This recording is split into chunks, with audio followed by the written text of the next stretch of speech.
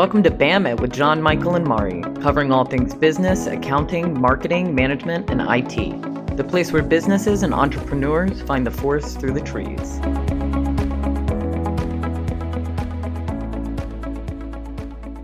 Hello and welcome to BAM It. This is Mari Peterson of Marketing Outpost, and I have with me John Michael Cletus of Peridot Consulting. And today we have with us again Bill Kelley to do a Billism. Now, we introduced Billisms in season 1 of BAM It podcast. So for those of you who are new listeners, I want to have Bill first introduce himself and say a little bit about his background. Hey, Mari. Hey, John Michael. Good to be here again. Hey, Bill. Always exciting to do these Billisms. Again, my name is Bill Kelley. I have been in the military, and I was a military leader for 10 years where I taught leadership. And also I've had my own business. I've been an independent business owner. I've worked for corporate America in a couple of different scenarios. And the last one I worked at Grill Park Inn as Executive Director of Operations, responsible for 1,500 people and 37 different departments. And also my passion is leadership and developing people versus training them. And I also a certified hospitality supervisor, where I taught hospitality supervision to all our leaders at the resort. And actually, bragging rights, if you will, I got the Lantern Knowledge Award from the American Hotel Motel Association for certifying more hospitality leaders than any other resort in the nation. So here I am today, and as a consultant with the Peridot Consulting and doing business roundtables and helping leaders be all they can be. Well, that was perfect. I don't have anything to add to that, but except that one day you got to meet Bill, because when you meet him in person, then you really understand why he's such a good mentor and developer of other leaders. Well, thank you, Mari. So what is today's Billism? All right, Billism. If everyone is thinking alike, then someone is not thinking. All right, I need you to expand on that one. Well, let's start out with, let's show respect for the other person's opinion. Never say you're wrong. That's hard to do. We tend to get a knee-jerk reaction going on that your opinion is the most important opinion versus the other people's.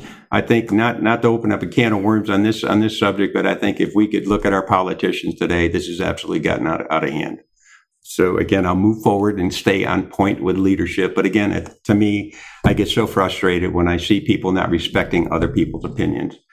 A way, in my opinion, to have a soft approach to that when you don't agree with someone else is listen to them. Listen to what they're saying. The great Mayor Daley back in the day used to get misquoted by the newspaper all the time. And he would get so frustrated, he'd say, doggone it, quote what I mean now versus what I say. So many times we tend to take the actual word and we don't look at the meaning behind that word. What is that person really saying? You know, are they frustrated? Are they upset? Is that kind of driving their passion and their thought processes? So how do we tactfully be able to handle when somebody is not thinking like ourselves? I came up with a statement, and I played it with my wife once, and she played it back on me because she listens to when I preach the gospel of leadership, and she played it back. She says, "Don't pull that stuff on me, Bill Kelley." But here's a good way, in my opinion. If you don't agree with somebody, I appreciate your way of thinking. We just see it differently. I appreciate your way of thinking. We just see it differently. And it goes back to if everybody's thinking alike, somebody's not thinking.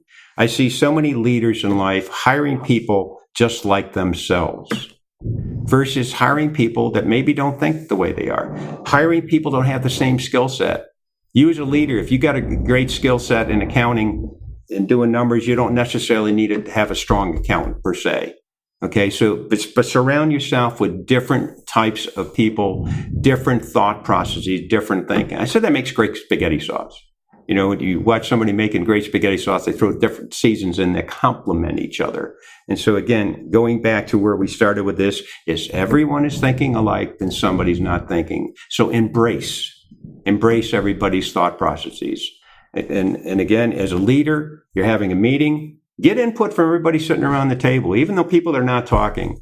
If you got a discussion point, say, what do you think? And nobody comes up with any other thought process except what you came up with, then start calling on people. Call in every one of those people who are sitting around that table. Don't let them walk out without having some type of input. And embrace possibility thinking. Embrace possibility thinking. So then it goes back to, I appreciate your way of thinking. We just see it differently. And at that point, you may have to agree to disagree, but agree to disagree. I like what you're saying, because what it really means is appreciate the differences without judgment. Well said. And I think what we're often doing is making a judgment about how somebody's thinking differently from us, but really it's just different. Mm-hmm. It's not necessarily a judgment. Yeah, different isn't bad. Diversity is good. And another aspect is embracing the diversity of opinions. And that's, a leader is there in many ways to absorb that and figure out where to go with that. If you're just surrounded by yes men, like you said, then then where's the innovation? Where's the thought? Where's the what if maybe thinking? And it just doesn't happen from, political structure all the way down to micromanagement of a small business. You need to embrace that diversity, that what if thinking, that possibility thinking, or you're going to be monotone, for lack of a better term. I think part of that too, as a leader, I've learned that, like I said, it's the emotion behind the conversation too. It's like if a person says, you're crazy. For instance, they come back to you and they say you're crazy. Could you qualify what that means? That's really a judgment. Exactly. Yeah. Could you qualify what that means when you say I'm crazy? Well, just the way you're acting. Yeah, my point being is that just don't take that actual word that's coming back at you that you disagree with. Get better understanding. Could you help me understand that better? What do you mean I'm crazy? Yeah, our culture, just because we're different doesn't mean it's wrong. Correct. So we need to get away from the judgment aspect of it. Yep. And appreciate how those differences could be something very positive. So again, go through life. If everybody's thinking alike, somebody's not thinking. Embrace difference of thought and embrace possibility thinking. Yeah. No, I love that. I think that's great advice and a great Billism for this Billism of Season 2. Again, if anybody wants to contact Bill, it's bill@peridoconsultinginc.com. And we want to thank everybody for joining us today. Please be sure to review this episode. For more information on who we are or this podcast, please visit www.bammit.com. That's BAMM-IT.com. The hosts and the guests of this podcast make no warranty, guarantee, or representation as to the accuracy or sufficiency of the information featured in this podcast. The information, opinions, and recommendations presented in this podcast are for general information only, and any reliance on the information provided in this podcast is done at your own risk. This podcast should not be considered professional advice and is for entertainment purposes. It is not guaranteed that you will find this as entertaining as the hosts find themselves.